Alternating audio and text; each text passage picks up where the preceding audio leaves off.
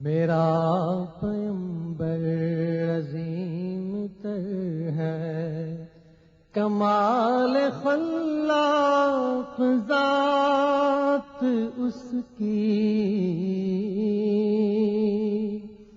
جمال ہستی۔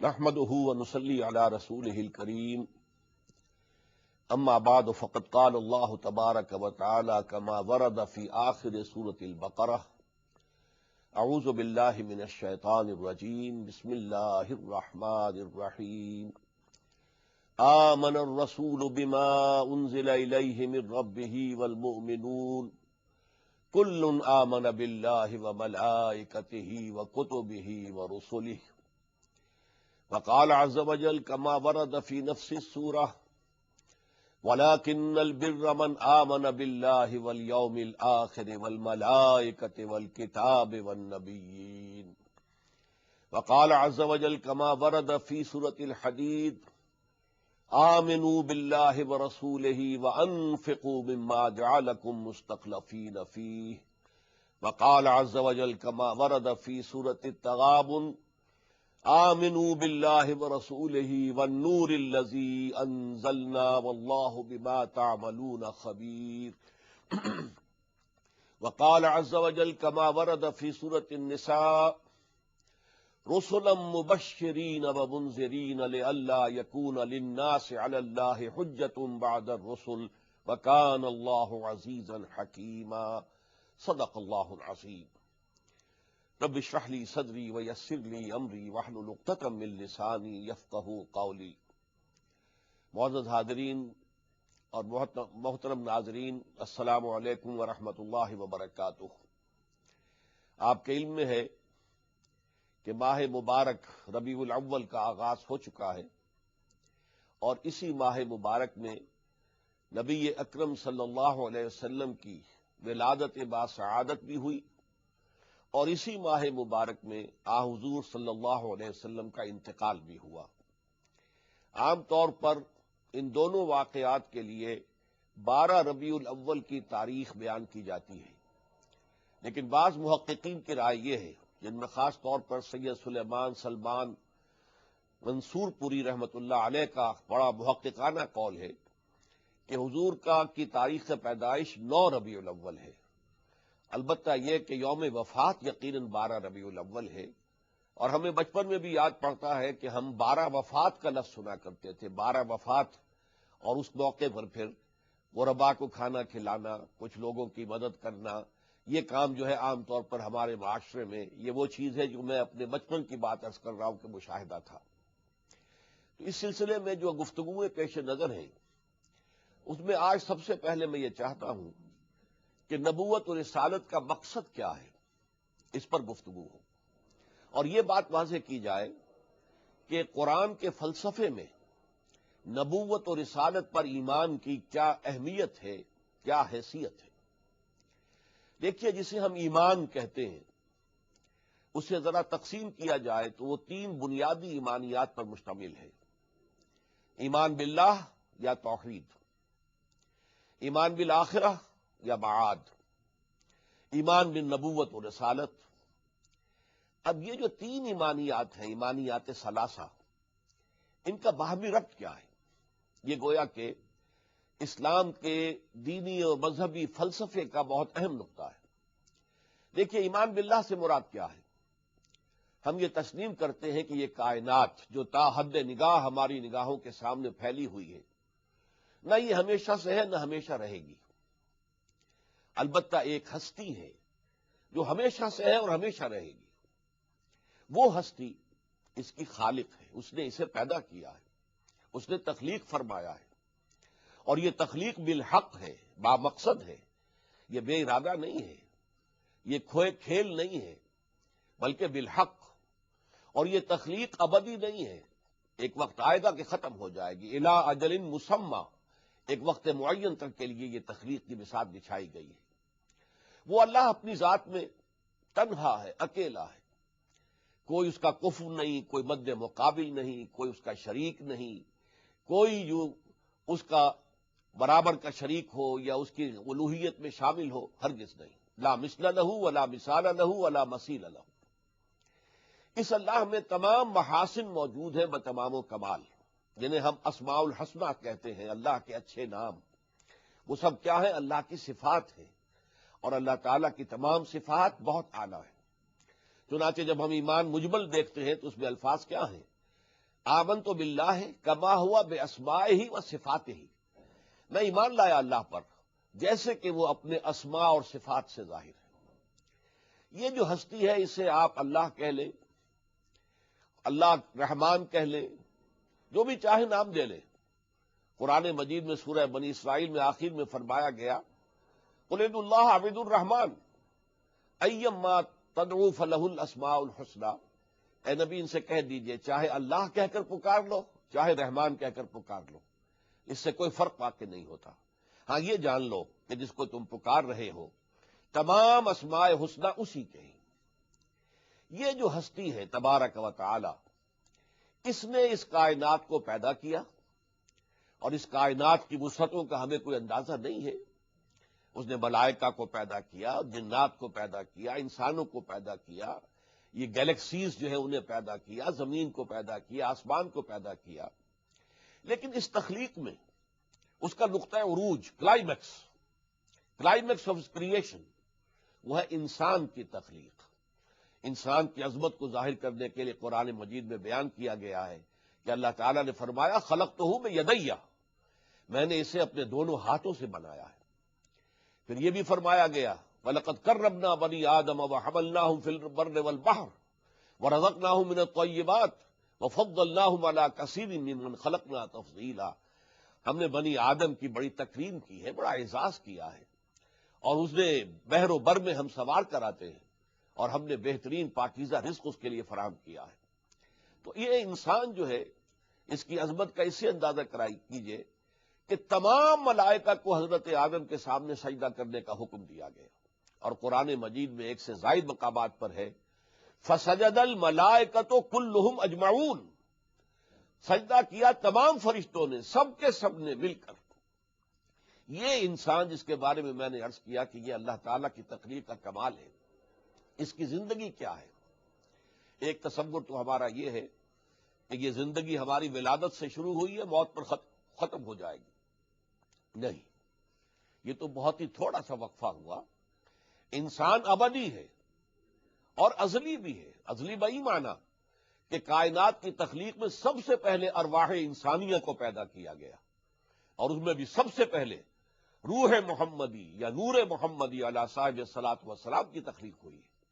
اس اعتبار سے ازل میں، جبکہ ابھی کائنات کا کوئی وجود نہیں تھا، ارواح کو پیدا کر کے اللہ تعالیٰ نے ان سے عہد لیا تھا الستو بربکم قالوا بلی، کیا میں تمہارا رب، مالک، پروردگار، آقا نہیں ہوں؟ اور ہم سب نے کہا تھا کیوں نہیں، ہم تسلیم کرتے ہیں، آپ ہمارے رب ہیں.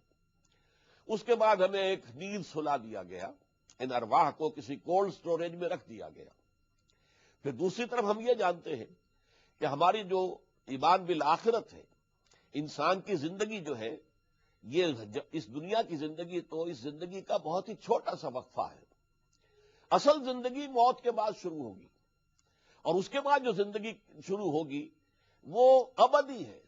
وَإِنَّهَا لَجَنَّةٌ أَبَدًا أَوْ لَنَارٌ أَبَدًا. یا تو پھر اس زندگی میں جنت ہوگی اور وہ بھی ہمیشہ ہمیش کے لیے ہوگی، ابدی ہوگی، اور یا جہنم ہوگی اور وہ بھی ہمیشہ ہمیش کے لیے ہوگی. اعاذنا اللہ منہا، اللہ تعالی ہمیں اس سے ہمیں محفوظ رکھے. یہ جو انسانی زندگی ہے، جو میں نے عرض کیا کہ ازل سے ابد تک پھیلی ہوئی ہے، جس کے بارے میں علامہ اقبال کے بڑے پیارے اشعار ہیں. تو اسے پیمانہ امروز و فردا سے نہ ناپ، جاویداں پہم دواں ہر دم جمع ہے زندگی. یہ زندگی بہت طویل ہے، یہ 60 70 80 سال نہیں ہے. البتہ اس زندگی میں سے ایک حصہ کاٹ کر ایک چنک علیحدہ کیا گیا ہے. وہ زندگی جو روحانی چلی آ رہی تھی ازل سے، اور وہ زندگی جو موت کے بعد پھر آخرت کی شروع ہوگی، ان دونوں کے مابین ایک ہمارا زندگی کا یہ وقفہ جو ہے، اس کو امتحانی وقفہ قرار دیا گیا ہے. قرآن کہتا ہے خلق الموت والحیات لیبلوکم ایکم احسن عملا. اللہ نے یہ موت اور زندگی کا سلسلہ اس لیے پیدا کیا کہ تمہیں آزمائے کہ کون ہے تم میں سے اچھے عمل کرنے والے. تو حیات دنیاوی کا اصل مقصد امتحان ہے، ابتلا ہے۔ انا خلقنا الانسان من نطفۃ امشاج نبتلیہ، ہم نے انسان کو مخلوط نطفے سے پیدا کیا۔ وہ مدخہ جو ہے وہ والدہ کی طرف سے آنے والا بیضہ اور والد کی طرف سے آنے والا سپرمیٹوزوان، ان دونوں کے ملنے سے بنا ہے، مخلوط نطفہ ہے۔ اس سے ہم نے پیدا کیا۔ کس لیے پیدا کیا؟ اس دنیا کی زندگی اس لیے عطا کی گئی تاکہ ہر شخص اپنے عمل کو سامنے لائے اور معلوم ہو جائے کون اچھے اعمال کرنے والا ہے۔ اسی کو علامہ اقبال نے بھی کہا ہے کہ اس زیاں خانے میں تیرا امتحان ہے زندگی۔ تو میں نے پہلا شعر سنایا تھا، تو اسے پیمان ہے امروز و فردا سے نہ ناپ، جاویداں پہم دواں ہر دم جواں ہے زندگی۔ اس زندگی کا یہ چھوٹا سا وقفہ، اس کے بارے میں آخری شعر اس نظم کا ان کا یہ ہے، قلزم ہستی سے تو ابھرا ہے مانند حباب، اس زیاں خانے میں تیرا امتحان ہے زندگی۔ یہ میں نے آپ کے سامنے دو ایمانیات کا تذکرہ کیا، ایمان باللہ اور توحید، اور ایمان بالآخرہ یا معاد، اور اس کے ضمن میں ایک بات سامنے آ گئی کہ یہ حیات دنیاوی ایک امتحانی وقفہ ہے، ایک آزمائشی دور ہے۔ اب یہاں ایک سوال پیدا ہوتا ہے، امتحان لیا جاتا ہے کچھ پڑھا کر سکھا کر، یا آزمایا جاتا ہے کچھ دے کر۔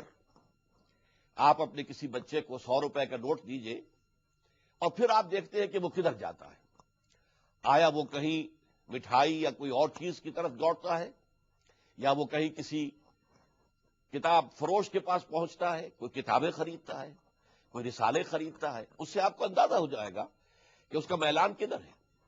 تو اسی طریقے سے جیسا کہ میں نے عرض کیا، امتحان یا لیا جاتا ہے کچھ پڑھا کر سکھا کر، اور یا لیا جاتا ہے کچھ دے کر۔ تو ہمیں کیا دیا ہے اللہ تعالیٰ نے اور کیا سکھایا ہے اللہ تعالیٰ نے جس کی بنیاد پر ہمارا امتحان لیا جا رہا ہے؟ یہ بہت اہم نقطہ ہے اور حکمت دین اور فلسفہ دین کا بہت غامض مقام ہے۔ دیکھیے، اللہ تعالیٰ نے سب سے پہلے ہمیں بصارت اور سماعت عطا فرمائی۔ سورہ دہر کی جو آیت میں نے ابھی کوٹ کی تھی، انا خلقنا الانسان من نطفۃ امشاج نبتلیہ ہے، اب اس کے بعد الفاظ آتے ہیں فجعلناہ سمیعا بصیرا، ہم نے اسے اندھا بہرا بنا کر اس دنیا میں نہیں بھیجا ہے، اسے سماعت عطا فرمائی ہے، اسے بصارت عطا فرمائی ہے، اس سے آگے بڑھ کر اسے عقل عطا فرمائی ہے، غور و فکر کرنے کا اس کے اندر اس کی صلاحیت پیدا کی ہے۔ یہ عقل جو ہے انسان کے اندر، یہ ہے در حقیقت کے جو اسے صحیح اور غلط کے درمیان امتیاز کرنے کی صلاحیت عطا کرتی ہے۔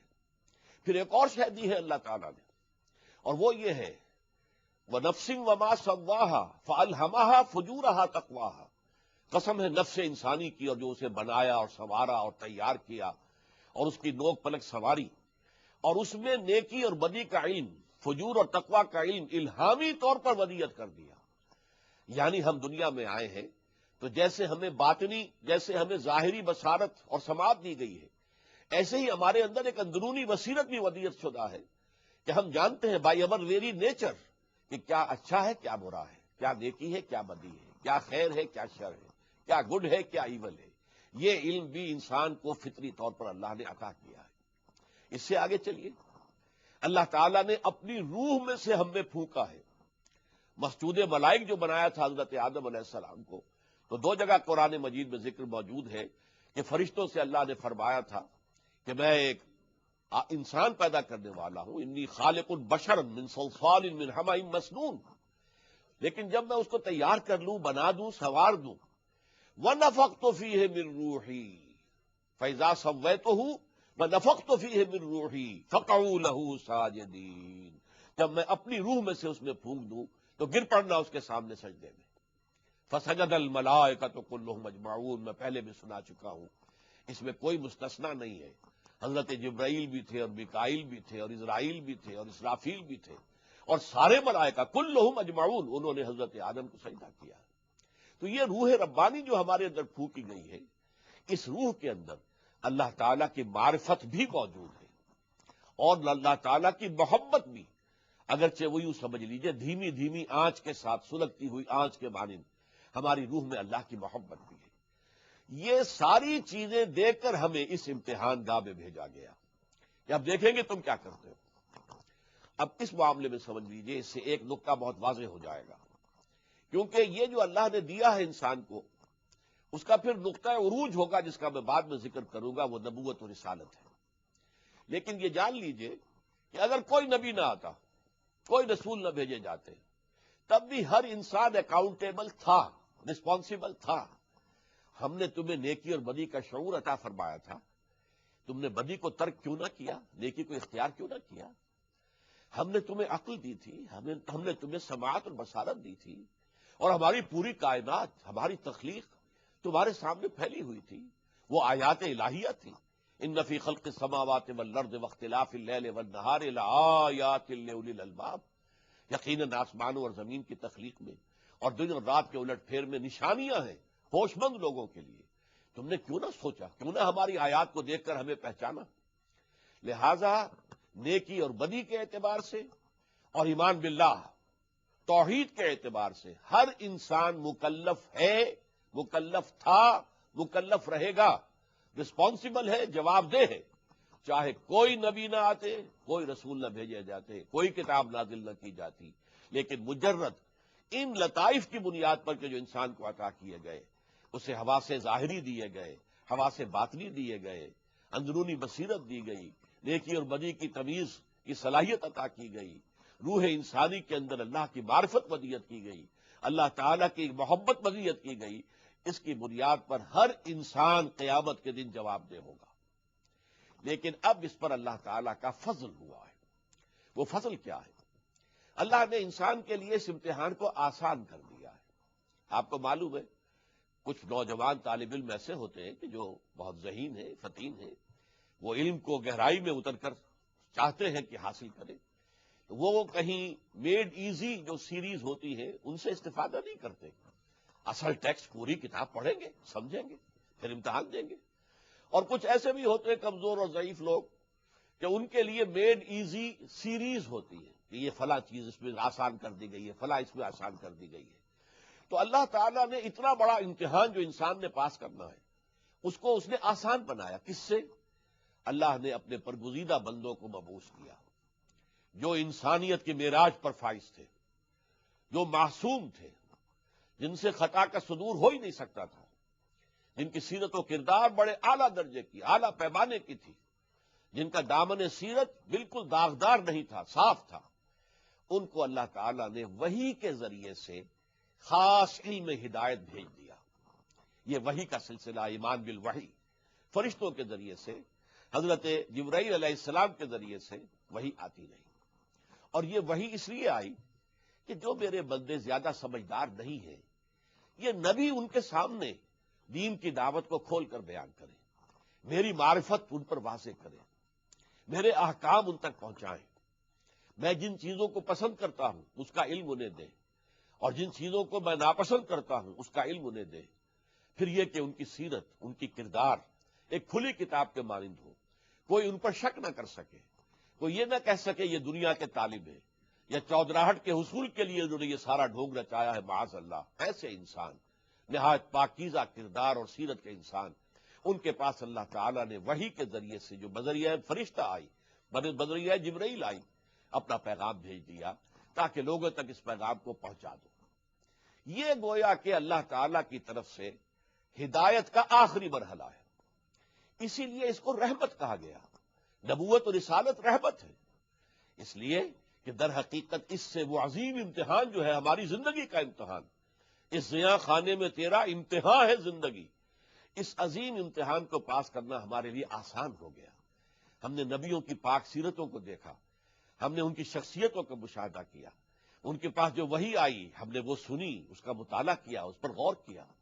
تو اس سے در حقیقت جو ہمارے دلوں کے اوپر اگر کوئی غبار آ گئے تھے، جس کی وجہ سے ہم اپنے دل کے اندر، جو ہماری روح کے اندر جو مضمر حقائق ہے ان کی طرف سے ہماری توجہ ہٹ گئی تھی، ان کی طرف ہماری توجہ ہو گئی، اور اللہ تعالیٰ کا ایمان، اللہ کی صفات کمال، ان سب کے بارے میں ہمیں علم حاصل ہو گیا، ہمارے لیے اب آسان ہو گیا امتحان۔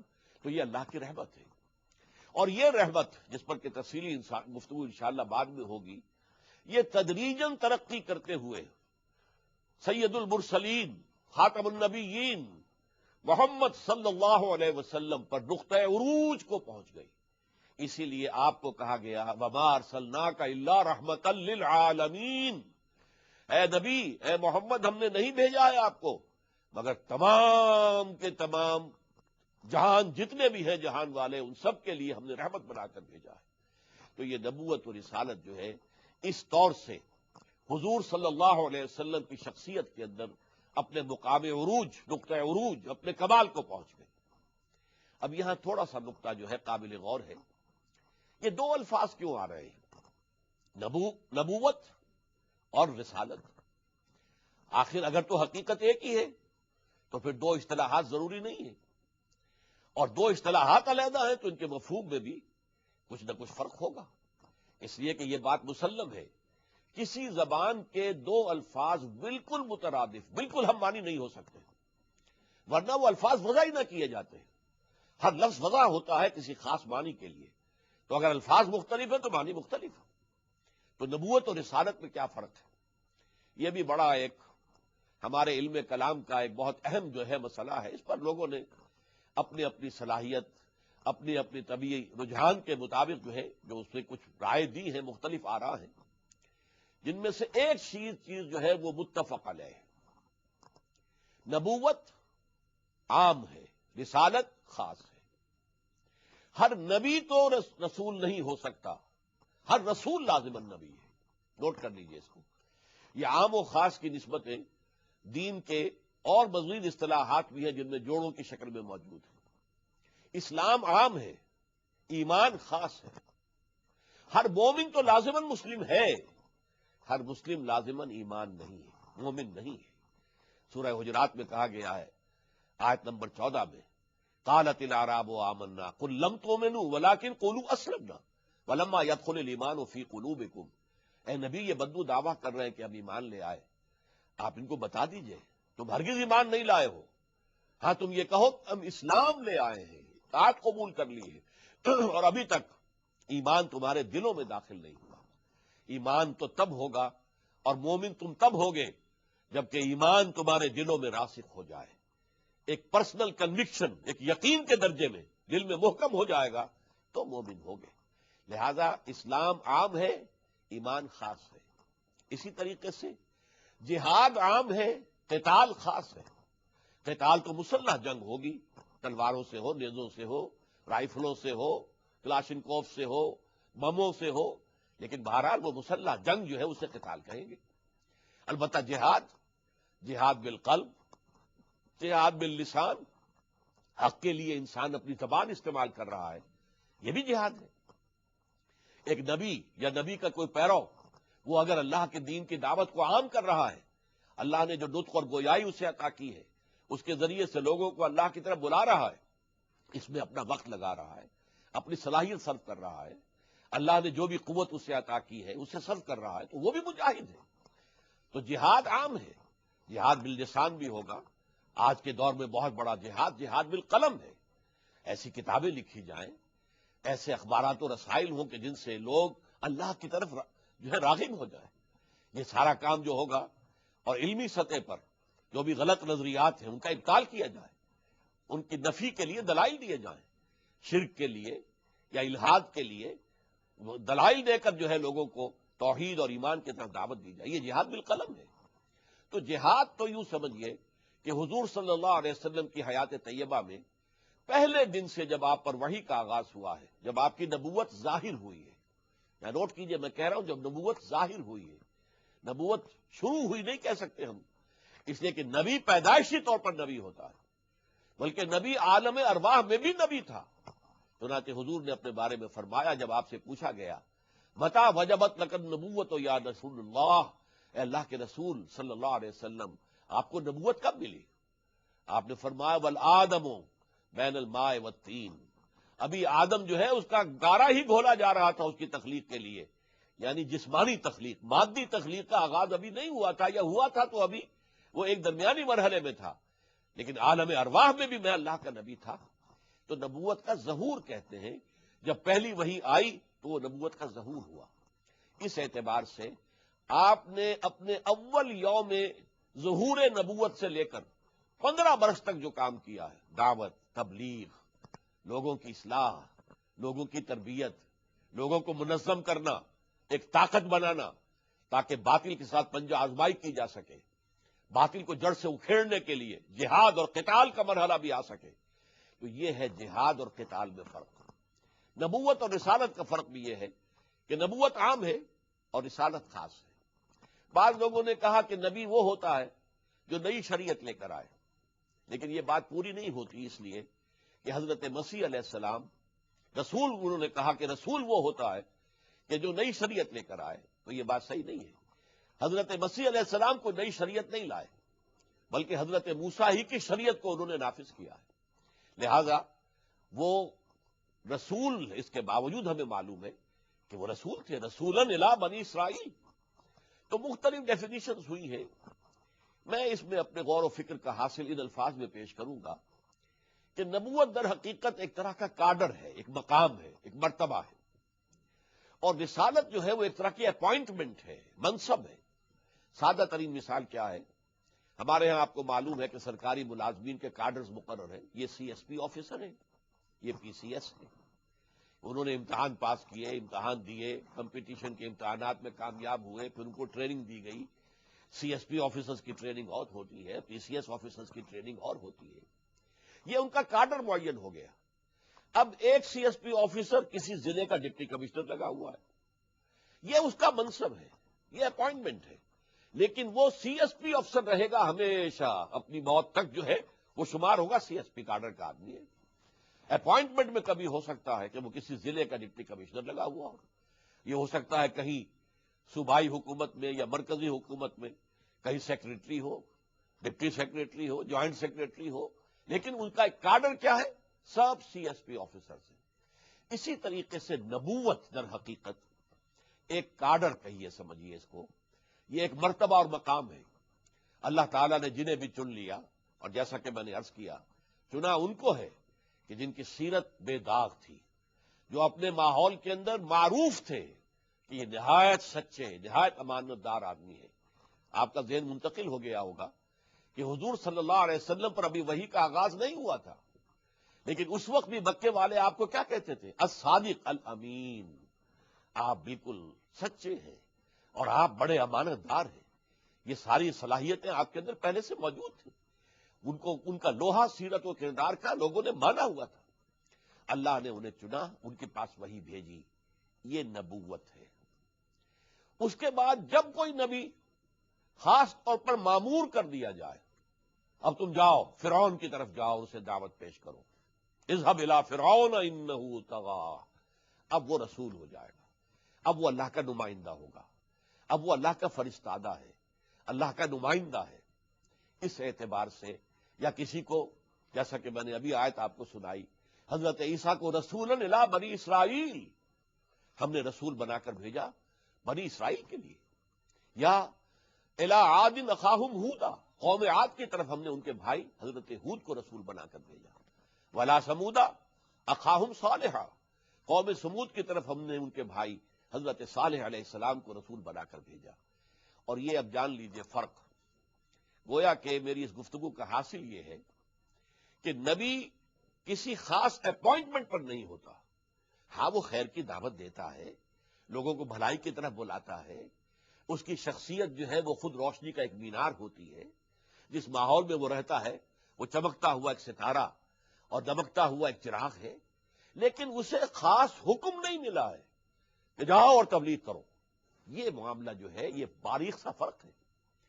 لیکن حکم جب مل جائے اور معین کر دیا جائے، جاؤ فلاں قوم کی طرف، عاد کی قوم کی طرف جاؤ ہود، اور سمود کی قوم کی طرف جاؤ، اور جاؤ فرعون کی طرف اے موسیٰ، اذهب الى فرعون انه طغى، اب ان کی اپوائنٹمنٹ ہو گئی ہے. یہی وجہ ہے، دیکھیے نوٹ کیجئے کہ حضور نے فرمایا علماء امتی کا انبیاء بنی اسرائیل، میری امت کے جو علماء ہوں گے، علماء حقانی، حق پر چلنے والے علماء. علماء تو احادیث میں خبر دی گئی ہے، علماء سو بھی ہوں گے، دنیا دار مولوی بھی ہوں گے، جن کے لیے وہ علم اور پڑھنا پڑھانا صرف ایک پیشہ ہوگا اور کچھ نہیں. ان کا مطلوب دنیا ہوگی اور کچھ نہیں. اس کی بڑی خبریں ہمیں دی گئی. اور آج کے دور کی جو زوال کی انتہا ہے وہ یہ ہے کہ اکثریت کا معاملہ یہی ہے. یہ ایک پروفیشن بنا لیا گیا ہے. لیکن جو عالم حقانی ہو، جو عالم ربانی ہو، جو واقعتاً مخلص ہو، اللہ کا مخلص بندہ ہو، جو لوگوں کو سکھا رہا ہے، اس پر خود عمل پیرا ہو، وہ گویا کہ انبیاء بنی اسرائیل کے درجے میں ہے۔ وہ گویا کہ جو نبوت کا رتبہ تھا جو حضرت موسیٰ علیہ السلام کی امت میں، حضرت موسیٰ علیہ السلام رسول تھے، لیکن آپ کے بعد سے لے کر حضرت عیسیٰ علیہ السلام تک بے شمار نبی آئے ہیں، لیکن وہ نبی تھے صرف۔ حضرت داؤد نبی تھے، رسول نہیں تھے۔ حضرت سلیمان نبی تھے، رسول نہیں تھے۔ خود حضرت موسیٰ سے قبل حضرت یوسف نبی تھے، رسول نہیں تھے۔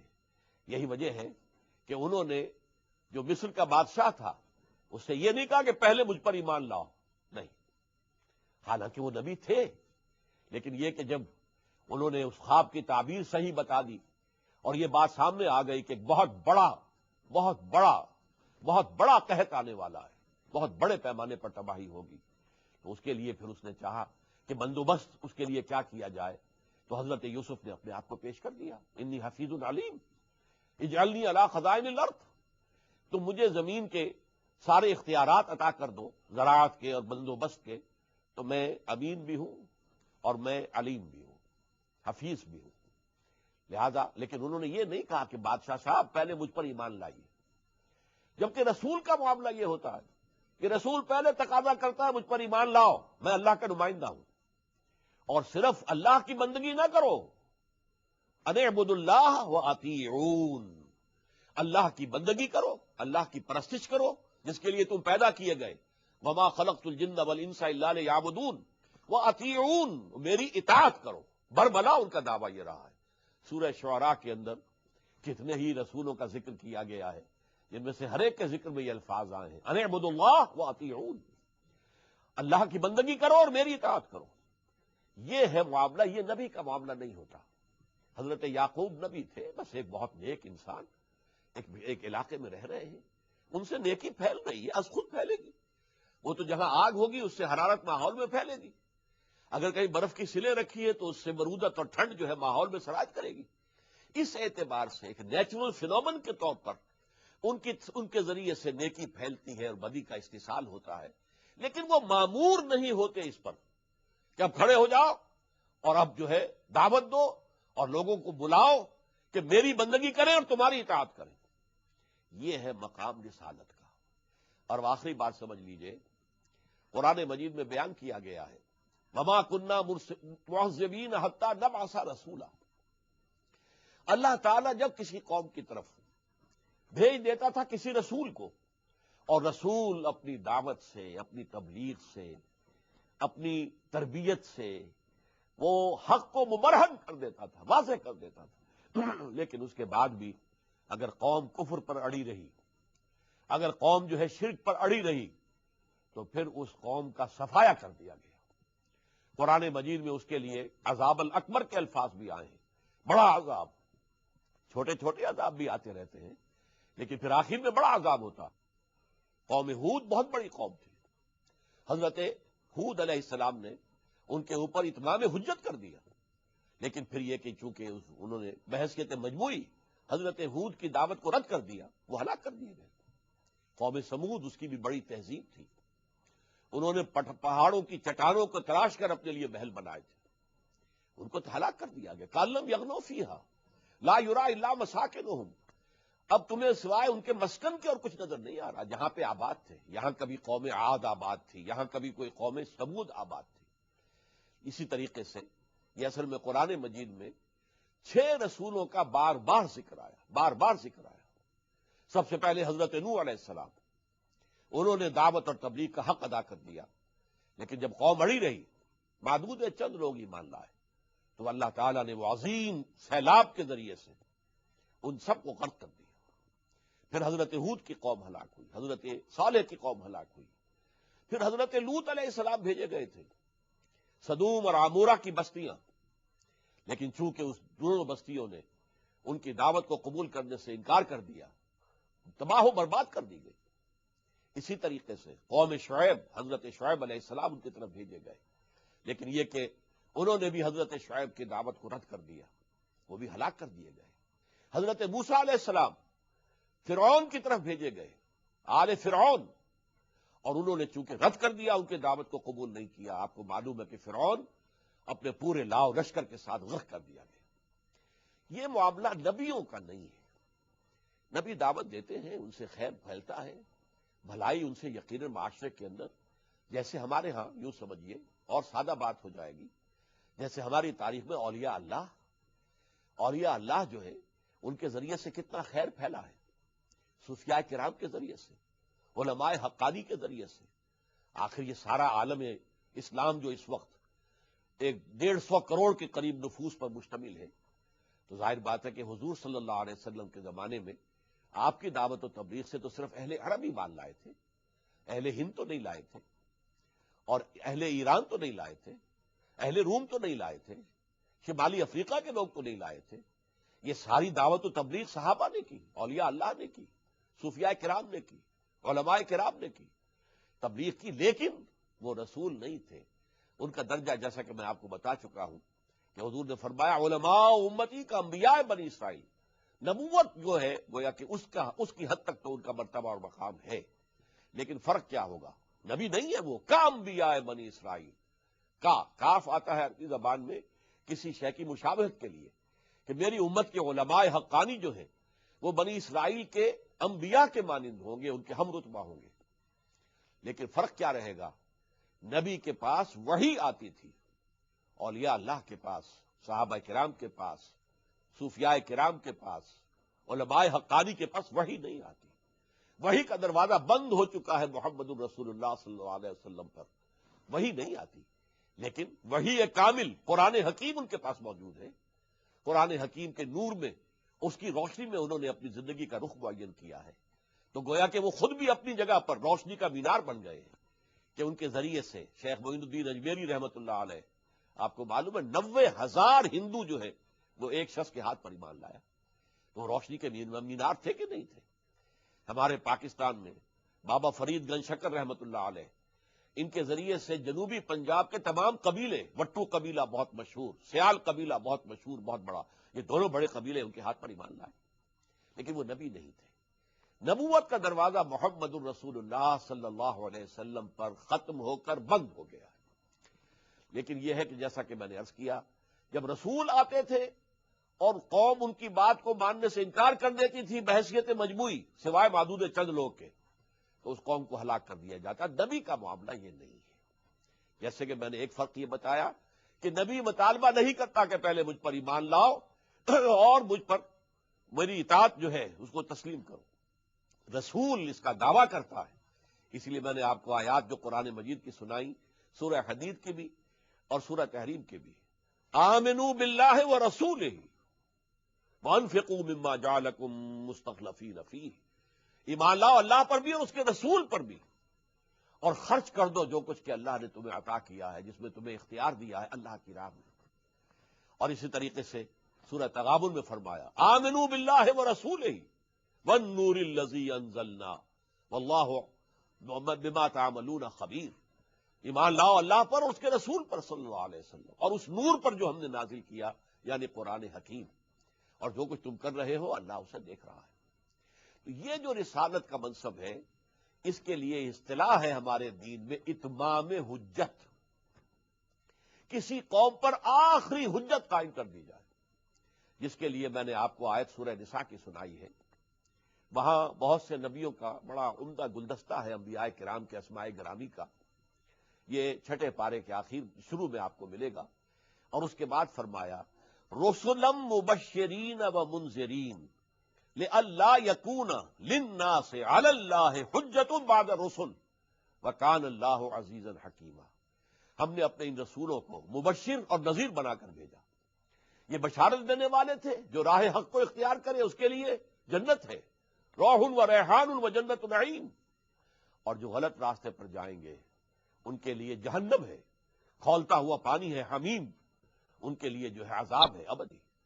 تو وہ بشیر بھی ہے، نذیر بھی ہے، رسلا مبشرین و منذرین، وہ بشارت دینے والے اور خبردار کرنے والے بنا کر بھیجے گئے، لئلا یکون للناس علی اللہ حجۃ بعد الرسل، تاکہ رسولوں کی آمد کے بعد لوگوں کے پاس کوئی عذر نہ رہ جائے، کوئی بہانہ وہ نہ بنا سکے. اے اللہ ہم پر وقت واضح نہیں ہوا تھا. وہاں فرمایا جائے گا پہلے تو تمہیں میں نے عقل دی تھی, پہلے تو میں نے تمہیں سماعت اور بصارت سے نوازا تھا, پہلے میں نے تمہارے نفس میں نیکی اور بدی کا شعور اور پہچان اور تمیز ودیت کر دی تھی. میں نے تمہارے دل میں, تمہارے اندر اپنی روح میں سے پھونکا تھا جس میں میری معرفت بھی تھی ڈورمنٹ شکل کے اندر, وہ فعال نہیں تھی, پوٹینشل معرفت اللہ کی. اسی طریقے سے محبت ڈورمنٹ, لیکن یہ کہ پوٹینشل محبت بھی روح انسانی میں موجود ہے اللہ کی, معرفت بھی اور روح بھی, میں اور محبت بھی. تو میں نے یہ ساری چیزیں دے کر تمہیں بھیجا تھا نا امتحان گاہ میں. اور پھر آگے بڑھ کر میں نے نبی بھیجے. کیا تمہارے پاس نذیر نہیں آئے تھے؟ کیا تمہارے پاس خبردار کرنے والے نہیں آئے تھے؟ کیا تمہیں لوگوں نے میرا پیغام نہیں پہنچایا تھا؟ رسلا مبشرین و منذرین لئلا یکون للناس علی اللہ حجۃ بعد الرسل, کہ نہ رہ جائے انسانوں کے پاس کوئی عذر, کوئی بہانہ یہ پیش کرنے کے لیے اللہ تعالیٰ کے محاسبے کے مقابلے میں کہ اللہ ہمیں تو معلوم نہیں تھا, ہمیں تو بتایا نہیں گیا. فرمایا جائے گا ان کے زمانے کے نبی رسول کھڑے ہو کر کہیں گے اے اللہ تیرا جو پیغام ہم تک آیا تھا بدریہ وہی, وہ ہم نے ان تک پہنچا دیا تھا اور اس پر عمل کر کے بھی دکھا دیا تھا کہ یہ کوئی ایسا پیغام نہیں ہے جو ناقابل عمل ہو, یہ بالکل عملی پروگرام ہے.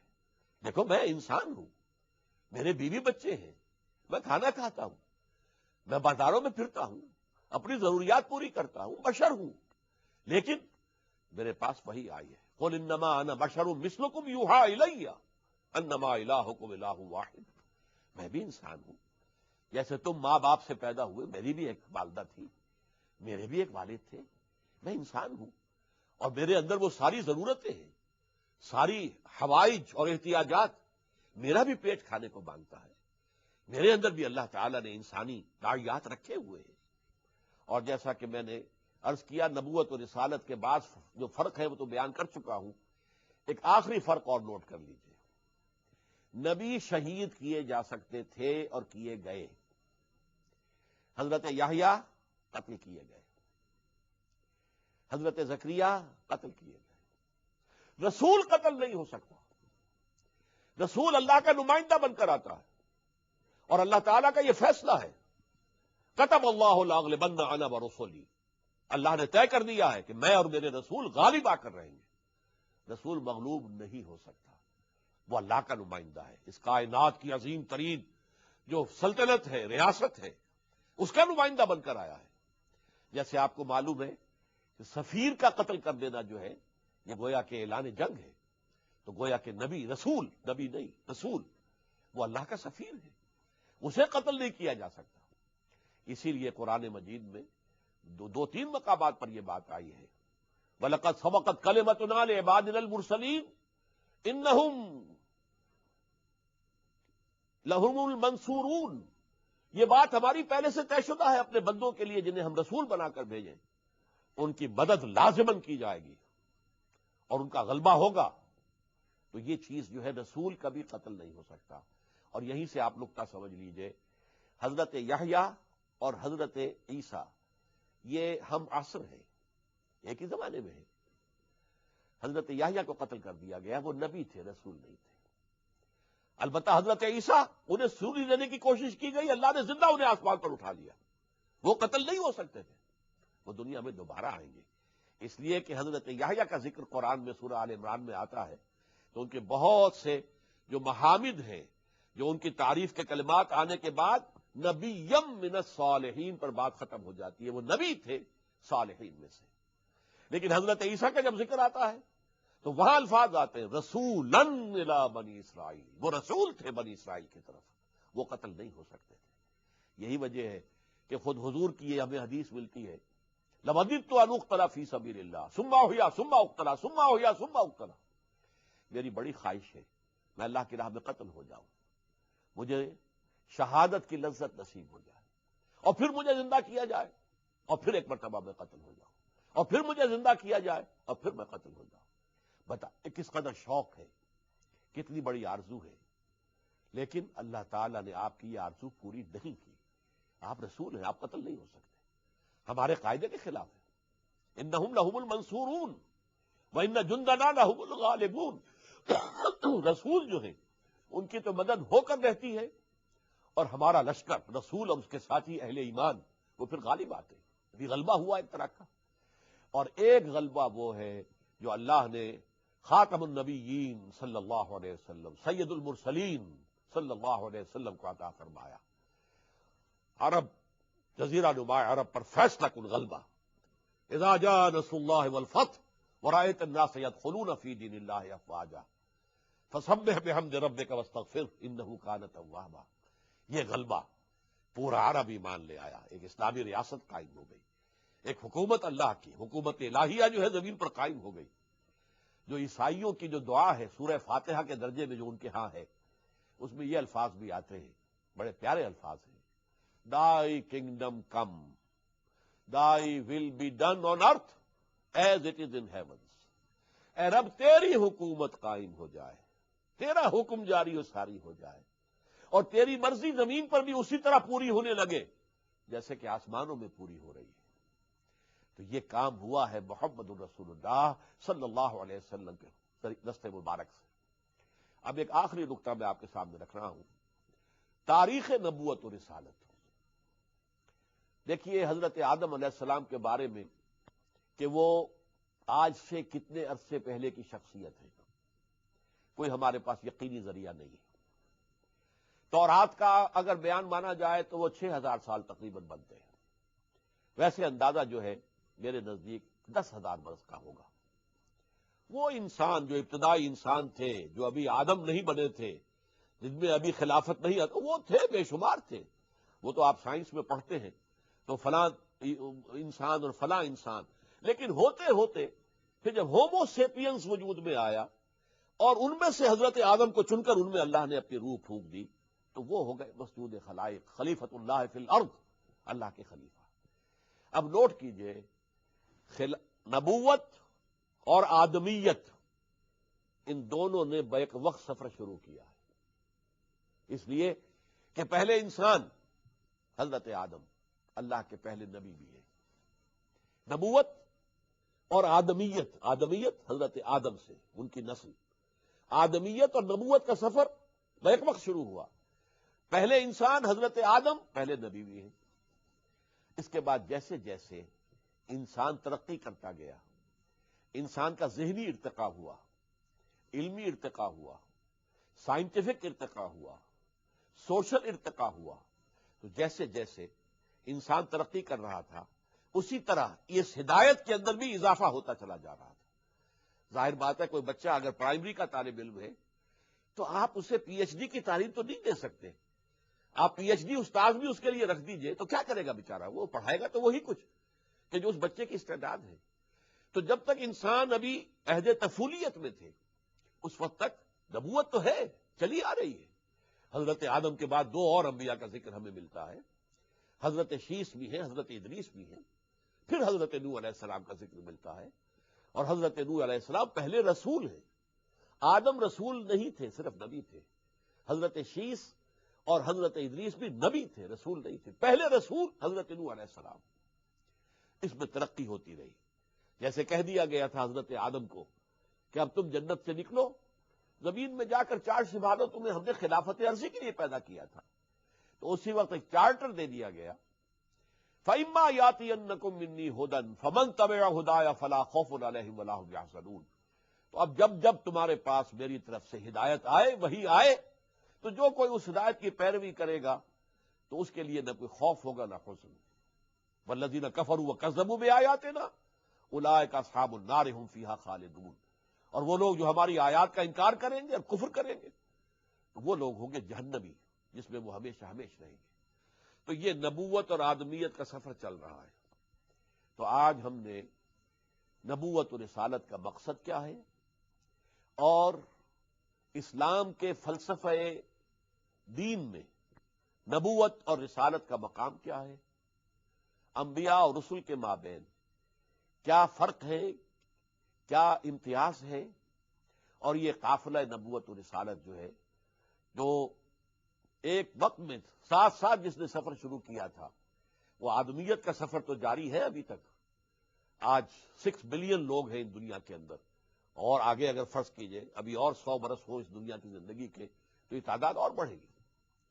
لیکن نبوت اپنے اختتام کو پہنچ کر اور رسالت اپنی تکمیل کو پہنچ کر محمد الرسول اللہ صلی اللہ علیہ وسلم کی ذات مبارکہ پر ختم ہو گئی ہے.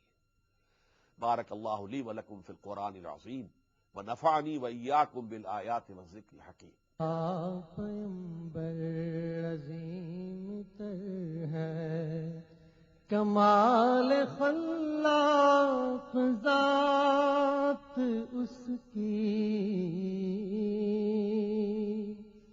جمال ہستی حیات اس کی، جمال ہستی حیات.